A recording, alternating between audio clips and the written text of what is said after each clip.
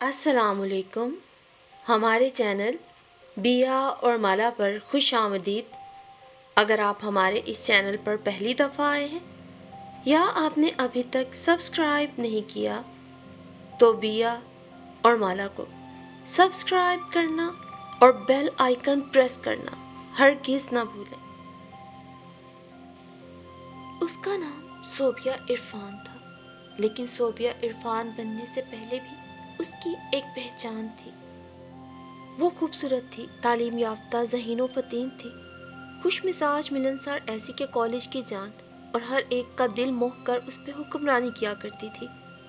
Stage पे drama हो या गाना, तकरीर हो या किरात या मुशायरा, हर चीज़ में वो शामिल होती। ग्राउंड में हमेशा नुमाया, स्टडी में सरे फहरिस्त, लबों पर कलियों किसी पाकीज़ा मुस्कान सजाए, आंखों में तजस्सुस आमेज चमक लिए, दिलो दिमाग में आगे बढ़ने की लगन समोए, आकाश की वुसअतों और रिफ़तों को छू लेने का जज्बा लिए, वो मंजिल ब मंजिल गामज़न थी कि एकदम उसकी तकदीर के फैसले का वक्त आ गया। उसकी जहानत व फतानत को सेकेंडरी करार देकर वालिदा ने वालिद साहब से खूब बहस व मुबाहिसा किया और बिलाखिर कामयाबी हासिल कर ली और सोबिया का रिश्ता उसकी रजामंदी दरियाफ्त किए बगैर इरफान से तय कर दिया गया। इरफान भी लाखों में एक था, बरसरे रोजगार 17 ग्रेड का अफसर जिसकी तरक्की के चांसेस बहुत रोशन थे, खाता पीता घराना, बाइज्जत व बारसूख खानदान और शक्ल सूरत में भी बेमिसाल, सभी खूबियां कूट कूट के भरी थी। गो के सोबिया भी किसी लिहाज से उनसे कम न थी, वो भी लाजवाब थी। बाकी रहा बेटी की पसंदीदगी और रुझान का मसला। इसका क्या है, थोड़ा बहुत तो लड़कियों को खुद ब खुद दिल पे जबर करके नए लोगों और उनके तश्कील शुदा माहौल और कवानीन के ढांचे में एडजस्ट करना ही होता है। सोबिया भी फर्माबरदारी का सबूत देते हुए राजी बरज़ा रही और अनदेखी ज़िंदगी के लिए कमर बस्ता होकर अपनी तमाम एक्टिविटीज़ को खैरबाद कहकर शादी की तैयारियों में माँ का साथ देने लगी। वो इरफान को पाकर खुशो खुर्रम हो गई थी। आज के बाद वो उसका महरम और जीवन भर का साथी, उसका वारिस बन गया था। ये सोच के ही वो छुई मुई बेल बन गई। वो आगोश जिसमें उसने आंख खोली थी, बाप की उंगली पकड़ के चलना सीखा था, रातों को चोरी छुपे भाइयों के कमरों में जाकर रात गेट तक डरावनी कहानियां सुनाकर सबको दहलाया था। वो घर जहाँ माँ बाप की बेलोस मोहब्बत और शफकत थी, वो लाड़, वो चाव चौंचले जहाँ थे, वो सब पीछे रह गए। उसने आंसू बहाए बगैर वो जन्नत व गुलजार छोड़ दिया। उसे यूं लगा जैसे उसकी प्रमोशन हो गई हो, वो एक बुलंदो बाला स्टेटस में पहुंचकर खुद मुख्तार और आज़ाद हो गई हो। उसे शादी ग्लैमर ही तो लग रहा था। उसे क्या मालूम कि वो नए माहौल में नए रिश्तों के संग नई जिंदगी गुजारने की कभी ना खत्म होने वाली आजमाइश में गिरफ्तार हो गई है। माँ जानती थी कि इस मासूम और नासमझ बच्ची को क्या मालूम कि यहाँ शादियाँ फूलों की सेज नहीं होती। सब कुछ जानने के बावजूद माँ की बेटी को रुखसत करने की तमन्नाएं सबसे बढ़कर होती हैं। वो आह भरकर सोचने लगी कि कहा जाता है शौहर बीवी का मजाजी खुदा है, रहमतें और बरकतें नाजिल होती हैं उसकी रज़ा में। मैं तुम्हारे साथ ज़िंदगी बिताने के हसीन सपने देखे थे, तुम्हें बिन देखे आइडियल तसव्वुर करके बखुशी अपने प्यारों की जुदाई को सीने से लगा कर तुम्हारी हो गई थी, क्योंकि मेरे सामने तुम्हारी रफाकत में गुजरने वाला हर पल शानदार और खुश आइन था। तुम्हारी कुर्बत, लगावट और तवज्जो मेरी फरमाबरदारी, अतात गुजारी और खिदमत गुजारी की चाशनी की आमेजिश से अपना घर बसाने की चाह थी। लेकिन तुम हर वक्त मुझसे उखड़े उखड़े रहते हो, बात बे बात डांटते हो, सबके सामने तजलील करते हो और मैं सब कुछ हंस के बर्दाश्त कर जाती हूँ। लेकिन किसी को मुझ पे रहम ना आया, किसी ने तुम्हें ये समझाने की ज़रूरत ही महसूस न की कि बीवी के क्या हकूक़ होते हैं और एक घर आबाद करने और सही मायनों में जन्नत बनाने में जहाँ बीवी का किरदार बहुत अहम होता है, वहाँ शौहर का रोल भी बहुत हैसियत रखता है। लेकिन तुम्हारे घर में तो मामला ही बहुत गंभीर है। तुम्हें मर्दाना खुददारी का शाहकार और नहायत साबित कदम समझ के परस्तिश की जाती है कि तुम बीवी के आने से रत्ती भर बदले जो न थे। صوبیہ جن حسین سپنوں کے مرغزاروں میں اس کی زندگی میں آئی تھی، حقیقت اس سے مختلف تھی۔ اس کے لیے یہ بڑے دکھ کی بات تھی کہ عرفان کا اسے شادی کرنا گویا خاندان کے ہر بچے، بوڑھے اور جوان کا اس پر احسان عظیم تھا۔ وہ اکلوتا بیٹا، 4 بہنوں کا لاڈلا بھائی، کسی صورت شادی کے قابل نہ تھا۔ اس لیے تو عرفان کا مطلب تھا صرف اور صرف خود سے وابستہ تمام رشتوں ناتوں سے ان کے سامنے سرخرو ہونے والا۔ اسے صرف ایک فرما بردار، گونگی، دلی خواہشات سے بے بہرہ اور ذہنی سوچ سے مفلوج بیوی چاہیے تھی۔ خاوند کے اس بے جا رویے کے اثرات خاصے بھیانک نکلے۔ وہ کسی کے لیے اہم اور قابل محبت نہ رہی۔ ہر فرد اپنی اہمیت، اپنا رعب دکھانے میں اپنی مثال آپ تھا۔ ماں غرور و تکبر کی جیتی جاگتی، منہ بولتی تصویر۔ بہنیں اپنی جگہ لاتعداد خواہشات اور حاکمانہ ذہنیت کی مالک۔ عزیز و اقارب، نوکر چاکر، سب کے سب اس پہ حکمران تھے۔ مگر صوبیہ جانتے ہوئے بھی اس چیلنج کو قبول کیے ہوئے تھی کہ وہ عرفان اور اس کے گھر والوں کی ذہنیت کو اپنے صبر و شکر سے بدل کے چھوڑے گی، اور وہ بھی اپنے رشتے اور موجودگی کی اہمیت کا لوہا منوا کے رہے گی۔ اس نے ساس کی خوشی کی خاطر والدین سے ملنا کم کر دیا، جسے والدین نے برا نہ سمجھا۔ نندوں کو اپنانے کے لیے بہنوں سے منہ موڑ لیا، اور عرفان کے دل میں جگہ بنانے کے لیے اس کی ہستی میں گھل مل گئی۔ اس کی نہ تو اپنی سوچ رہی، نہ اپنی پسند۔ اب وہ زندہ لاش تھی۔ وہ دوبارہ جنم لینا چاہتی تھی، مگر ان تمام ہستیوں کو جیت کر، اسی دھن میں پس پس کر وہ سرما بنتی، سب کی آنکھوں کی ٹھنڈک کا سامان بنی، شوق میں چلی گئی۔ جب ایک روز اس نے سنا کہ اس کی ساس عرفان کی دوسری شادی رچانے کے خوابوں کی تعبیر اس کے سامنے بیان کر رہی تھی، ماں بننے کا مسئلہ سنگین صورت اختیار کر گیا تھا۔ اسی عالم بے بسی میں خوش جمال اور خوش رو صوبیہ بدلتی چلی گئی۔ اسے ہر ایک سے ڈر لگنے لگا، حتیٰ کہ اپنے سائے سے بھی خوفزدہ ہو کے چونک اٹھتی۔ رفتہ رفتہ تلاطم خیز شباب پر سکوت چھانے لگا۔ تمام شوق اور ولولے تو پہلے ہی ختم ہو گئے تھے، شوخیاں اور شرارتیں بھی لٹ گئیں۔ اب تو اس کی ہمت و حوصلے پر مردنی کی کیفیت چھا چکی تھی۔ 4 سال کے عرصے میں دیوتا داسی کی پوجا کو بے معنی اور لا حاصل قرار دیتے ہوئے، اسے بنجر زمین سے مشابہ کرتے ہوئے وقت کے ضیاع پہ تعصب کرنے لگا۔ وہ ذہنی رد و قد میں اپنے حواس کھونے لگی تھی۔ سوتے میں چیخیں مارتے ہوئے عرفان سے لپٹ جاتی، ہلکی سی آہٹ پر بے ہوش ہو کے گر جاتی، اور ہوش آنے پہ دھاڑے مار مار کے رونے لگتی۔ اس کے والدین کو ان حالات کی خبر ہو چکی تھی، مگر منہ کھولنے کی جسارت نہ کر سکتے تھے۔ انہوں نے دنیا دیکھی تھی۔ ان کی زبان سے نکلا ایک لفظ بھی ان کی بیٹی کا گھر اجاڑ سکتا تھا۔ نہ جانے یہ کیسی آزمائش تھی کہ جس کا اختتام ہونے میں نہیں آ رہا تھا۔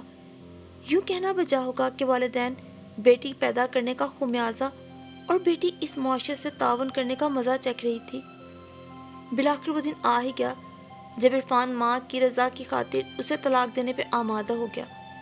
یہ سن کر صوبیہ کا دل چاہا زہر کھا کے اپنی زندگی ختم کر لے اور تاحیات عرفان کو احساس جرم کی سزا دے، لیکن ایسا کرنا حرام تھا۔ برداشت کا حوصلہ بھی ختم ہو چکا تھا، سو وہ اپنے ہوش و حواس ہی کھو بیٹھی۔ آنکھوں میں دکھ کی پرچھائیاں، نہ چہرے پہ غم و فکر کے گہرے اور سیاہ بادلوں کا دھندلکا۔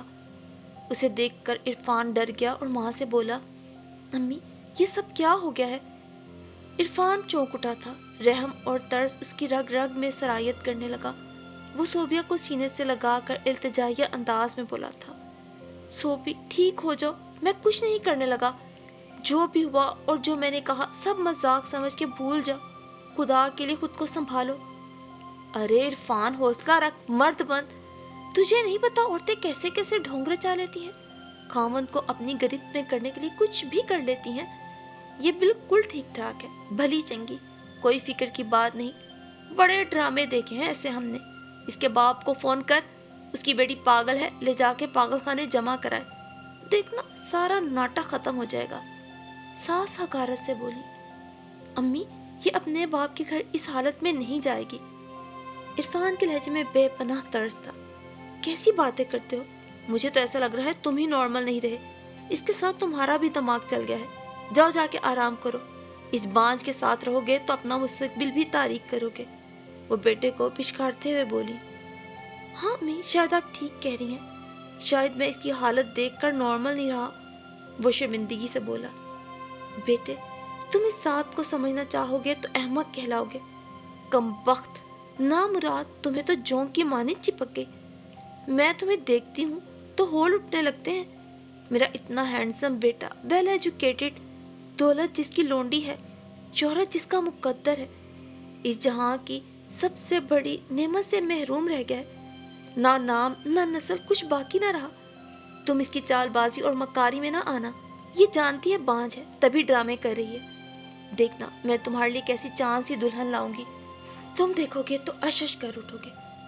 मगर पहले इसका यहाँ से बाप के घर जाना जरूरी है, अम्मा सख्ती से बोली। इसमें इसका क्या कसूर, अल्लाह को यही मंजूर था। इरफान के दिल में हमदर्दी का तूफान था। चलो यूँ कर लेते हैं, फिर इसे तलाक जैसी जलालत से बचा लेते हैं।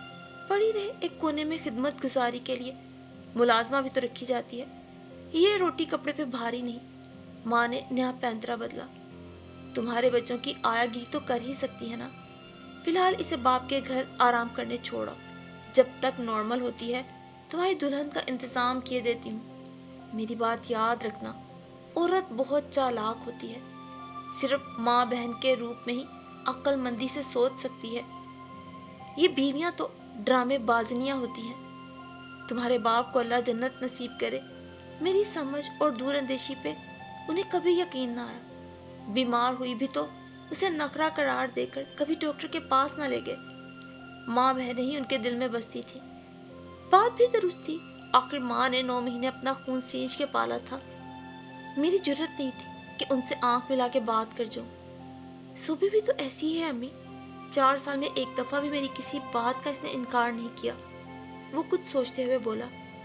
अगर मैं अपनी बहनों से इसका मुकाबला करूं तो सोबी एक बेमिसाल बीवी है।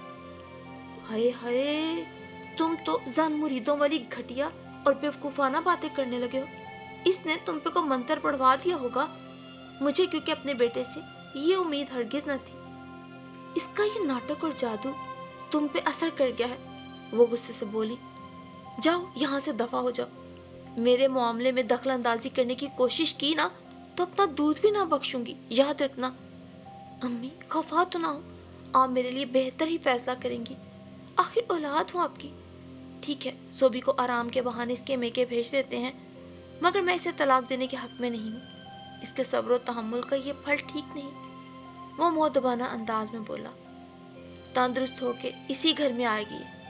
ठीक है भाई, माँ बाप पागल बेटी का खुद ख्याल रखें, हमें किसी बावले कुत्ते ने नहीं काटा कि अस्पतालों में मारे मारे फिरे, वो बेदर्दी से बोली। मैं आज इसकी माँ से बात करती हूँ कि अपनी बेटी को आकर ले जाएं। कैसे धोखे से अपनी पागल बेटी हमारे मत्थे मार दी। मेरे खूबरू बेटे को कैसे तरीके से फंसाया इन्होंने। हाँ तुम सुन लो, तुम हमारे दरमियान टांग अड़ाने की कोशिश भी मत करना। मैं जानती हूँ इन लोगों को कैसे सही करना है। सही और गलत का फैसला करने वाली तुम्हारी माँ अभी मौजूद है। मर्दानगी से काम लेना। मर्दों को बुज़दिली और कम हिम्मती जेब नहीं देती। वो उसे समझाती रही और वो मुअद्दबाना अंदाज में सर झुकाए बैठा रहा। और फिर सोबी के ससुराल से आने वाले फ़ोन पर उसके वालिदैन भला कैसे ना जान जाते कि दाल में कुछ काला है। हालात से वो खबरदार तो थे, मगर नए मंसूबे का उन्हें अंदाज़ा न था। अब शक और वहम यकीन में बदल रहे थे, क्योंकि उन्होंने भी बाल धूप में सफ़ेद न किए थे, न इस मुआशरे में बहू और बीवी के मुकाम से ना आशना थे। बेटी की हालत पे सकते में आ गए कि आज बेटी के सब्र और शुक्र और उनकी बर्दाश्त का ये अजर मिला था कि बेटी को पागलों की हालत में अपने घर ले आए थे। सास की जहरीली बातें और शोहर की खामोशी ने उनका सुकून गारत कर दिया था। लाख कोशिश के बावजूद दिल था कि संभलने का नाम ना ले रहा था। सोबिया का फौरी तौर पे माहिर नफ्सियात से इलाज होने लगा। इस इलाज के दौरान ये सच्चाई खुशी बनकर उनके आजर्दा दिलों को खुशियों से हमकनार कर गई कि सोबिया माँ बनने वाली है। सोबिया के तो जैसे तमाम गमों और दुखों का मदावा हो गया। इलाज मुआलजा जैसे मुकम्मल हो चुका। अब उसने खलाओं में घूरना और उलझी गुत्थियां सुलझाना छोड़ दिया। अकेले में बातें करना, कभी रोना, कभी कहके लगाना सभी भूल गया। अब वो बदहवास होती, ना खौफज़दा होकर चिल्लाती, نہ کسی قسم کی پشیمانی اور احساس محرومی اسے تنگ کرتی۔ معمولی سے ذہنی اثرات کی وجہ سے وہ کبھی کبھار بالکل خاموش ہو جاتی اور گھنٹوں اسی عالم میں بیٹھی سب کی باتیں سنا کرتی، اس لیے علاج اس کی نوعیت کا جاری تھا۔ والدین اور صوبیہ نے سسرال میں یہ خبر دینے پہ میٹنگ کی اور آخر اس خبر کو شیر مادر سمجھ کے پی لیا گیا۔ اس کے وجود میں پلنے والا بچہ اس کی ہر محرومی اور ناکامی کو ختم کرنے کے لیے بہت کارگر ثابت ہوا اور اس نے اپنی توجہ کتابوں کی طرف مبذول کر لی۔ اسی عالم میں وقت بیت رہا تھا، سب کا سمجھانا بہلانا ایسا کام آیا کہ خاموشی کو زباں مل گئی۔ وہ غیر ارادی طور پر ہی اپنے وجود کے قریب ہو کر زندگی کی دلچسپیوں میں حصہ لینے لگی۔ بچے کی آمد کی تیاریوں میں ماں کے ساتھ شامل ہوتی۔ اب اسے اپنی زندگی نہایت کارآمد اور لازم لگنے لگی تھی۔ عرفان کی طرف سے نہ ٹوٹنے والی خاموشی اسے مضطرب کرتی نہ پریشان۔ وہ اللہ تعالیٰ کی تخلیق میں اپنے کردار پہ فخر سے تنی ہوئی تھی۔ صوبیہ نے یونیورسٹی میں داخلہ لینے کا فیصلہ کر لیا اور وہ ٹیسٹ کی تیاری کرنے لگی۔ اب اس میں اتنی ہمت آ گئی تھی کہ وہ اپنی اور اپنے بچے کی زندگی کے فیصلے خود کر سکتی تھی۔ ماضی کو ذہن سے خرچ کر نکالنا اور حال میں رہ کر آگے قدم بڑھانا زندگی کا مقصد بن گیا تھا۔ اسے ایک صحت مند اور نارمل اولاد چاہیے تھی، پھر وہ کیوں کر مایوسیوں اور اداسیوں میں گھری رہتی۔ وہ صبح کس قدر مبارک اور بے پناہ خوشیوں کے ہمراہ طلوع ہوئی تھی جب صوبیہ نے ایک خوبصورت، صحت مند اور توانا بچے کو جنم دیا تھا۔ دودھیال کو کانو کان خبر نہ تھی کیونکہ عرفان بھی دوسری شادی کر چکا تھا۔ وہ بھی عرفان کی اپنی پسند اور بھرپور آزادی کے ساتھ اپنے نئے جیون ساتھی کے ساتھ زندگی گزارنے کے حق میں تھی۔ والدین نے جائیداد میں شریعت کے پیش نظر اسے حصہ دار ٹھہرایا اور صوبیہ سیکیورٹی ملنے پر خوشی سے پھول ہی نہ سما رہی تھی۔ اعتماد کا پیمانہ وسیع اور ہمہ گیر تھا کہ جو اس کی شخصیت میں نظر آتا تھا۔ ہائے میرے بچے، کاش میں تیری قسمت اپنے ان ہاتھوں سے لکھ پاتی، عرفان کی ماں نے بلکتے ہوئے عرفان سے کہا۔ پہلی شادی کس چاؤ سے کی، دوسری بھی کوئی کسر نہ اٹھا رکھی۔ پہلی ہیرا تھی تو دوسری پولکی سے کم نہ تھی، مگر تمہارے مقدر کے دونوں ہی جنت میں رہنے پر اعتراض اور انکار ہی کرتی رہیں۔ اب غلط بیانی سے کام مت لیں، صوبیہ کو تو ہم نے خود دیس نکالا دیا تھا اور پھر پلٹ کر اس کی خبر تک نہ لی۔ بھلا کوئی انسان اتنا بے حس اور لاپرواہ ہو سکتا ہے جیسے ہم نکلے؟ عرفان تلخی سے بولا۔ ہم نے اس پہ کیا ظلم کیا ہے بیٹا؟ اب میں پاگل بہو کو تو گھر رکھنے سے رہی، ماں برجستہ بولی۔ چلیں، ایک نارمل بہو کا مزہ تو آپ نے خوب چکھ لیا، اب رونا دھونا کیوں؟ وہ طنزیہ ہنسا۔ تم ٹھیک ہی کہہ رہے ہو، ہمارے اپنے نصیب۔ ماں روحان سی ہوگی۔ اماں، اب آپ کی سمجھ میں یہ بات آ گئی ہوگی کہ بہو کو ملازمہ کا سٹیٹس دینے والا سسرال ہمیشہ منہ کی کھاتا ہے۔ صوبیہ ایک شریف خاندان کی بہت سلجھی ہوئی لڑکی تھی، آپ نے اس کی قدر ہی نہیں کی۔ اس گھر میں سسک کر اور تڑپ کر دن گزارے ہیں اس نے، مگر کیا مجال اف تک کی ہو۔ ہمارے سامنے رکھ رکھاؤ اور اخلاقیات کی دیوی بن کر مشکل وقت کاٹ گئی۔ اسے اللہ تعالیٰ نے صبر کا پھل بچے کی صورت میں بخشا ہے۔ یونیورسٹی میں وہ جانے لگی ہے، ایک دن اپنے قدموں پہ کھڑی ہو کر ہمارا مذاق اڑا رہی ہوگی کہ روٹی کے بدلے تم لوگوں نے مجھ سے کتنی مشقت کرائی، کتنی تذلیل کی۔ وہ افسردگی سے بولا۔ ماں کی فرما برداری اس کی تذلیل تھی تو تم بھی گناہ کبیرہ کے مرتکب ہو گئے ہو۔ آج کی لڑکیوں کو فقط شوہر چاہیے تاکہ اسے اکیلا دیکھ کر اس پہ اپنا روب جما کر من مانیاں کر سکے۔ باقی رشتے تو ایک آنکھ نہیں بھاتے، نبھانا تو دور بات کرنے کی روادار نہیں ہوتی۔ ماں تو ٹھہری چگت جس نے ایک بچے کو پالنے میں کیا کیا قربانیاں نہیں دی۔ وہ نفرت اور حقارت سے بلند آواز میں بول رہی تھی۔ اور دوسری بہو کو دیکھو کہ آؤ دیکھا نہ تاؤ مہینے بھر میں ہی کھلا لینے پہ تل گئی۔ بتاؤ اس گھر میں بھلا تکلیف کیا تھی؟ اب بوڑھی ساس اس کی جی حضوری سے تو رہی، اور نندے کب تک اس کی نوکری چاکری کریں؟ وہ اس گھر میں بیاہ کر آئی تھی، ہمارے اصولوں پہ چلتی، نہ کہ ہم اس کے خاندانی طرز زندگی کو اپنا لیتے۔ امی جان، جب پرائی بیٹی کو بہو بنا کر گھر کا فرد بناتے ہیں تو اسے کچھ حق دینا چاہیے، قصور دونوں کا نہیں ہے۔ ذرا خود اپنا بھی تو احتساب کریں، شاید آپ کے اپنے سینے میں چھپی سیاہی، سنگ دلی اور بے دردی نظر آ جائے آپ کو۔ عظیم تو صوبیہ تھی، 4 سال گزار گئی مگر انجام کیا ہوا کہ ذہنی توازن ہی کھو بیٹھی، عقل مند اور دور اندیش شنا ثابت ہوئی۔ کہ 1 مہینے میں معاملے کی تہ تک پہنچ کر ہمارے جہنم سے چھٹکارا حاصل کرنے کی ٹھان لی۔ خدا کا شکر ہے کہ یہ معصوم آپ کے عطاب میں آ کر پاگل ہونے سے پہلے ہی میکے واپس چلی گئی۔ ایسی بھی کوئی بات نہیں ہے، ماں غصے میں بولی۔ اسے اس کے والدین نے شہ دی ہے، اس کے نام جائیداد بھی اور بینک بیلنس بھی دے ڈالا ہے، پڑھا لکھا کر قدموں پہ کھڑا بھی کر دیا ہے۔ وہ اس گھر میں کیوں کر ایڈجسٹ ہوتی؟ بگاڑ تو سارا اس کے والدین کا تھا۔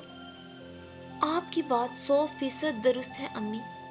ہمارے معاشرے میں ان ستم ظریفیوں کا سدباب والدین کو کرنا ہی چاہیے، ورنہ حشر صوبیہ جیسا ہوگا۔ وہ مذاق اڑانے والے انداز میں بولا۔ اب ایک عدد بیٹے کے لیے تیسری بہو لانے کا کیا خیال ہے؟ بہت راحت افزا اور خوش کن ہے نا امی۔ تیسری بھی آئے گی، ناک پر نہ بیٹھی تو چوتھی آ جائے گی، اس میں قباحت ہی کیا ہے؟ وہ ڈھٹائی سے بولی۔ امی سنا تھا کہ جس ماں کی اپنی بیٹیاں ہوں وہ بے مثال ساس ہوتی ہے، مگر آپ؟ وہ ہنستے ہوئے بولا۔ بدتمیزی سے باز آؤ گے کہ تھپڑ رسید کروں؟ ماں غصے سے چیخی۔ تھپڑ ایک چھوڑ کے 20 رسید کر لیں، بس میری ریکویسٹ مان لیں، دل میں نرمی پیدا کریں دوسروں کی بچیوں کے لیے، ورنہ اس کا انجام بہت عبرتناک ہوگا۔ آج اپنے تمام غصے اور ناراضی کو یکجا کر کے اس کی وجہ کے بارے میں سوچیں۔ شاید ماضی میں آپ پر ہونے والی تمام زیادتیوں اور بے انصافیوں کی تلخیوں کا انتقام مجھ پر تھپڑوں کی بارش دھل جائے اور آپ کے من میں اٹھنے والی جنگ و جدل اور بدلے کی آگ ٹھنڈی پڑ جائے۔ امی آپ کو تو اس کرب اور دکھ کا اندازہ ہے جس کا آپ نے ماضی میں سامنا کیا تھا، پھر اتنا نیگیٹو ایکشن کیوں؟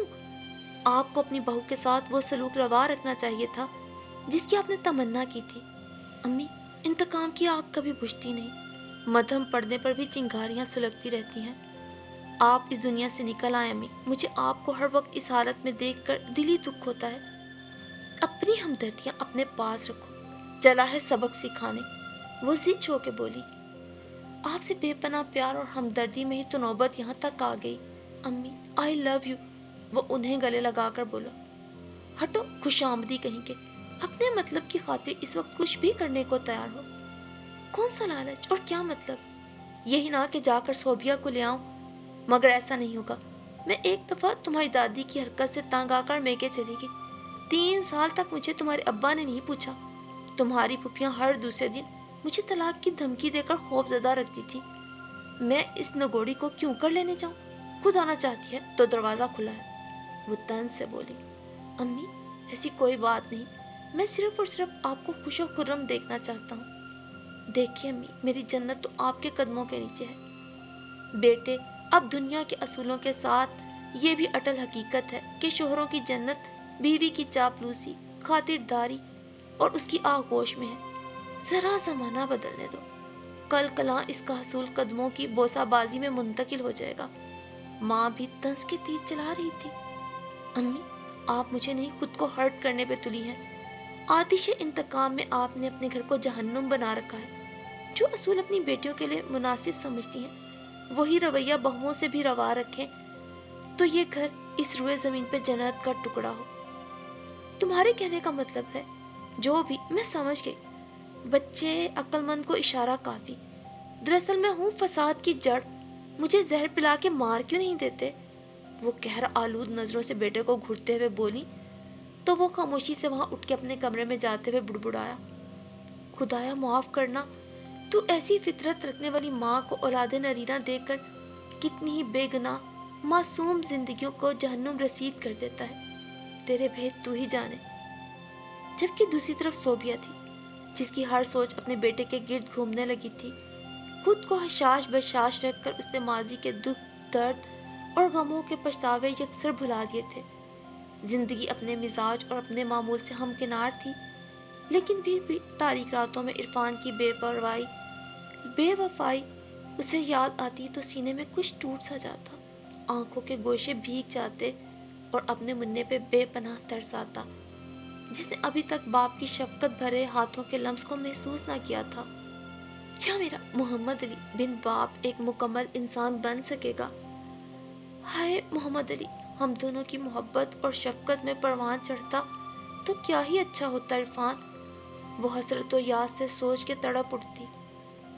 صوبیہ اس دن جب گھر پہنچی تو عرفان کی آمد پر خوشی کے ساتھ پریشانی اور فکر مندی بھی اود آئی۔ وہ بیڈ پر لیٹ کر ساس نندوں اور شوہر کی باتوں پہ غور کرنے لگی۔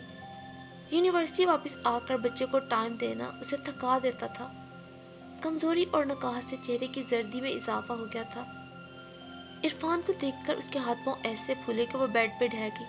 ماں فوراً گرم دودھ کا گلاس لے کر اندر داخل ہوئی تو اس نے آنکھیں بند کر لی۔ بس چلتا تو کان بھی بند کر لیتی۔ وہ سائڈ ٹیبل پر دودھ رکھتے ہوئے پاس بیٹھ گئی اور نہایت ملائمت بھری آواز میں بولی، عرفان آیا ہے تمہیں اور محمد علی کو لینے۔ بیٹا کچھ سدھرا ہوا تو لگ رہا ہے، بس تمہارا یونیورسٹی جانا پسند نہیں آیا اسے، اور تو کوئی اعتراض نہیں کر پایا۔ بہت خوب، میں دوسروں کے ٹکڑوں کی محتاج رہوں تو تب درست ہے۔ اس بزدل مرد کو انسیکیورٹی مار رہی ہے، وہ قدرے خفگی سے بولی۔ نہیں میری جان، ایسے نہیں سوچتے، اپنی سوچ مثبت رکھو تو تمام حالات کا فیصلہ تمہارے حق میں ہوگا۔ عورت تو برداشت، درگزر اور خطا کار کو ہنس کے سینے سے لگانے کا دوسرا نام ہے۔ امی آج آپ نرم پڑ گئی ہیں، لیکن میں نے جو فیصلہ کیا ہے نا بالکل اٹل ہے۔ میں عرفان کے ساتھ ایک پل بھی گزارنے میں اپنی حدت اور توہین سمجھتی ہوں۔ یہ کیا اصول ہے شوہر کے کہ جب دل چاہا دھتکار دیا، جب چاہا گلے سے لگا لیا؟ شادی نہ ہوئی، مذاق ہو گیا، تماشا ہو گئی۔ جس مرد کی قربت مجھے تحفظ نہ دے سکی، وہ اپنے بیٹے کے لیے کیا کرے گا بولے؟ میں اس کے قدموں کی دھول بن کر زندگی گزارنے کا تہیا کر چکی تھی، لیکن اس نے مجھے سمجھنے کی کوشش ہی نہیں کی۔ میں نے بڑی مشکل سے خود کو بچایا ہے امی۔ یہ لوگ پھر سے مجھے توڑ پھوڑ کے گلیوں اور بازاروں کی نظر کر دیں گے۔ اب ایسے نہیں ہونے دوں گی میں۔ میری اچھی ماں، آپ کو میرا ساتھ دینا ہوگا۔ وہ اپنی ماں کے پاؤں میں پڑ گئی۔ میری پیاری بیٹی، تم ہم پر وزن نہیں ہو، کوئی بار نہیں ہو، ہمارے لیے رحمت ہو سراسر، مگر ہماری مجبوری تو سمجھنے کی کوشش کرو۔ تمہارے ابا عمر رسیدہ ہو گئے، میں اکیلی کب تک تمہارا ساتھ دے سکتی ہوں؟ یہ دنیا پہاڑ سی جوانی کو داغدار کیے بغیر نہیں رہتی۔ بیٹی کی عزت و تحریم اس کے شوہر کے دم سے ہوتی ہے۔ اگر تمہاری کوئی شرط ہے تو عرفان کو بتاؤ، مجھے امید ہے اس وقت وہ ہر بات پہ آمادہ ہو جائے گا۔ کافی پشیمان نظر آ رہا ہے، وہ سمجھاتے ہوئے بولی۔ میری کوئی شرط نہیں، میری زندگی شرطوں کی غلام نہیں ہے۔ عرفان خود سوچنے سمجھنے کی صلاحیت نہیں رکھتے تو یہ ان کی بدقسمتی ہے۔ اپنی زندگی کو خوشگوار اور دل فریب بنانے کے لیے کسی راستے کا تعین نہیں کر سکتے تو ان کی بزدلی ہے۔ بس میرے چند دلائل کو زیادہ سمجھے اور مجھے مت چھیڑیے۔ جو چنگاریاں دبی ہوئی ہیں انہیں ہوا دی تو بہتر نہ ہوگا۔ امی آپ میری فکر مت کریں، حوصلے سے کام لیں۔ آپ کی بیٹی کے مقدر اس دن بدل گئے تھے جب عرفان نے اسے زندگی سے نکال دیا تھا اور میری رضامندی لیے بغیر دوسری شادی رچا لی تھی۔ اس کا انجام کیا ہوا؟ جب تک عرفان کی ماں کا اپنے بیٹے پہ ہولڈ رہے گا نا، اس کی شادی کامیاب نہیں ہوگی۔ آج کی تاریخ میں میری یہ پیشین گوئی اپنی ڈائری میں درج کر لیں۔ وہ ٹھوس دلائل دے کر ماں کے چہرے کا جائزہ لینے لگی۔ آپ خواہ مخواہ پریشان ہو رہی ہیں۔ آپ کی یہ بیٹی راج کرے گی، مگر اپنے بازوؤں کے زور پہ اور اپنے بلبوتے پر، وہ تسلی دیتے ہوئے بولی۔ بیٹا ہمیشہ باپ کی شفقت اور اس کے ڈر اور لحاظ سے راہ راست پہ رہتا ہے، تم اسے کنٹرول نہیں کر پاؤ گی۔ عرفان کا ساتھ تم دونوں کے لیے بہت اہم ہے۔ ماں بھی کہاں ہار ماننے والی تھی۔ ہم دونوں ایک دوسرے کے ساتھ ہیں امی، ہم ایک دوسرے کے لیے عزم بلند رکھیں گے۔ دیکھیے سوتے میں بھی ہنس رہا ہے میرا محمد علی، میرے اس فیصلے پہ اپنی رضامندی کا اظہار کر رہا ہے۔ میری ہمت کو بتدریج بڑھانے والی یہ معصوم ہستی ہے۔ وہ خوشی اور غم کے ملے جلے جذبات سے مغلوب ہو کے رو پڑی۔ عرفان دروازے سے باہر کھڑا تمام گفتگو سن چکا تھا۔ دبے قدموں سے واپس ڈرائنگ روم کی جانب چلا گیا۔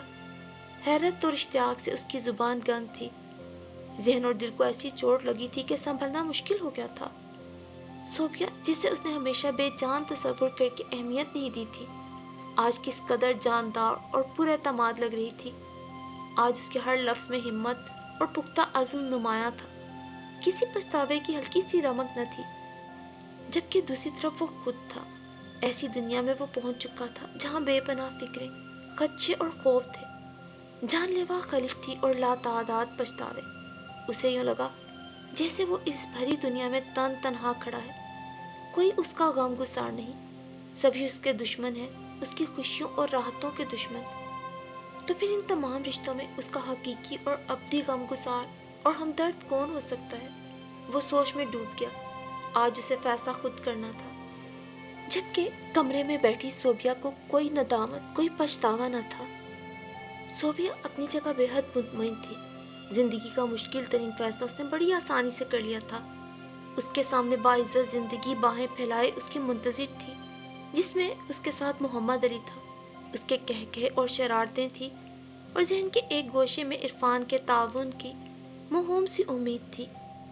اس نے اپنے ذہن کو پراگندہ خیالات سے دور رکھنے کے لیے اپنی بچپن سے جوانی تک کے تمام حسین لمحوں کو اپنے دل میں سمویا، اور تبھی اس کی آنکھ لگ گئی۔ دروازہ اندر سے کسی نے لاک کیا تو وہ چونک کر بیٹھ گئی۔ سامنے عرفان کھڑا تھا۔ تمام تر رعنائیوں اور شگفتگی کی جگہ پچھتاوے نے لے رکھی تھی۔ نگاہ نادم اور حرکات میں تذبذب تھا۔